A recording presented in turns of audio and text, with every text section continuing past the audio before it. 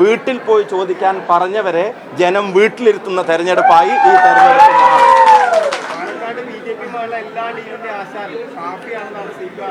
എല്ലാ തവണയും പറയുന്നുണ്ട്. പക്ഷെ BJP തോൽപ്പിക്കുന്ന ആരാ? 2011-ലും 2016-ലും 2021-ലും തോൽപ്പിച്ചതാരാ?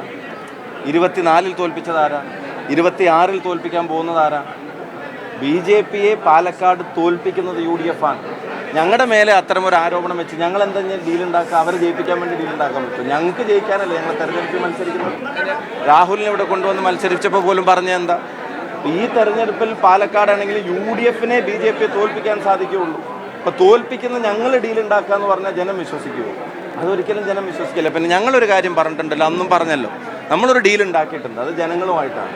ആ ഡീലിൽ ഞങ്ങൾ ജയിച്ചു വരും. ആ പറയുന്ന കാര്യങ്ങൾക്ക് ഇനി മറുപടി പറയുന്ന കാര്യമില്ല, അത് കേരളത്തിലെ ജനങ്ങൾക്ക് അറിയാം. പറഞ്ഞൊരു കാര്യം, ഈ രമേശ് പിഷാരടിയുടെ ഇവിടെ കൊണ്ടുവന്ന് തോൽപ്പിക്കുക, അതോടുകൂടി പാലക്കാട് ഞാനല്ലാതെ മറ്റാരും പറ്റില്ല എന്ന് ഷാഫി വരുത്തി തീർക്കും. ജില്ലാ സെക്രട്ടറി പറഞ്ഞ ഏതെങ്കിലും കാര്യത്തിന് അവർ പോലും വില വെക്കുന്ന ഒരു സാഹചര്യം ഉണ്ടോ?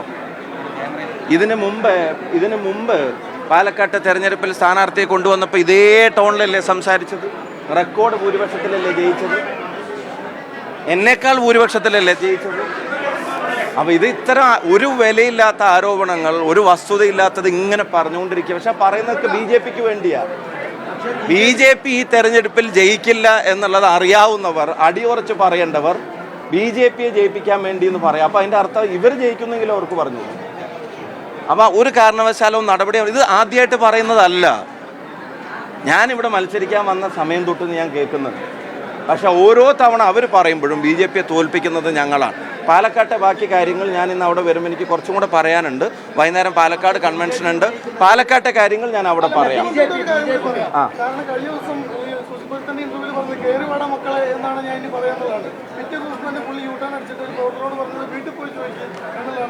ഞാൻ പറഞ്ഞത് അത് എല്ലാവർക്കും അറിയാം. ഇപ്പം PR ഏജൻസി എങ്ങനെ നിങ്ങളോട് പെരുമാറാൻ പറഞ്ഞാലും നിങ്ങളുടെ യഥാർത്ഥത്തിൽ ഉള്ളിലുള്ളത് ചില ഘട്ടങ്ങളിൽ പുറത്തു വന്നു വരും. ഇവിടെ ഒരു ചോദ്യം ഇന്ന് പിന്നെ നിങ്ങളുടെ ചാനലിനെ തോന്നുന്നു ഒരു അദ്ദേഹത്തോട് ചോദ്യം ചോദിക്കാൻ ആഗ്രഹിച്ചിരുന്ന ആളോട് ചോദിച്ചത് വികസന പ്രവർത്തനങ്ങളുടെ ഫണ്ട് BJP തടഞ്ഞു വെക്കുന്ന ഉൾപ്പെടെയുള്ള കാര്യങ്ങളെ സംബന്ധിച്ച് ചോദിക്കാൻ ആഗ്രഹിക്കുന്നു. ഞാൻ പറഞ്ഞപ്പോൾ ഒരു പ്രസംഗത്തിൻ്റെ ഇടയിൽ ചോദ്യത്തിന് ഉത്തരം പറയാൻ പറ്റിക്കോളണം എന്നുള്ള നിർബന്ധവും പത്രസമ്മേളനം തന്നെ അദ്ദേഹത്തിന് തോന്നുമ്പോൾ മാത്രമേ നടത്തുകയുള്ളൂ. അങ്ങനത്തെ വാശിയൊന്നുമല്ല. പക്ഷേ അങ്ങനൊരു ചോദ്യം ചോദിക്കുന്നവനോട് വീട്ടിൽ പോയി ചോദിച്ചാൽ മതി എന്നൊക്കെ പറയുന്നത് അത് ഭരണകൂടത്തിൻ്റെ അല്ലെങ്കിൽ ഭരണത്തിൻ്റെ ഒരു ധാർഷ്ട്യം തലക്കടിച്ചത് കൊണ്ടാണ്.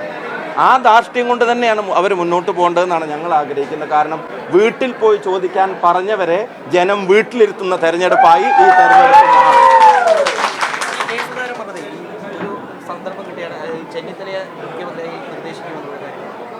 പാർട്ടി ഹൈക്കമാൻഡ് തീരുമാനിച്ചു. ഞാനിപ്പോൾ ഇവിടെ മുഖ്യമന്ത്രി തീരുമാനിച്ചിട്ട് വല്ല കാര്യമുണ്ടോ? എന്തായാലും ഒരു കോൺഗ്രസ്സുകാരനായ UDFകാരനായ മുഖ്യമന്ത്രി ആയിരിക്കും കേരളത്തിൽ ഉണ്ടാവുക. നേതാക്കൾ പറയുന്നത് ശരിയാണോ ഈ ഘട്ടത്തിൽ? K. സുധാകരനെ പോലുള്ള ഒരു വലിയ നേതാവിനെ സംബന്ധിച്ച് ഞാൻ ഇവിടെ നിന്നിട്ട് അവരെയൊക്കെ ഞാൻ ഉപദേശിക്കണോ? നിങ്ങൾ എന്താ പറയുന്നത്?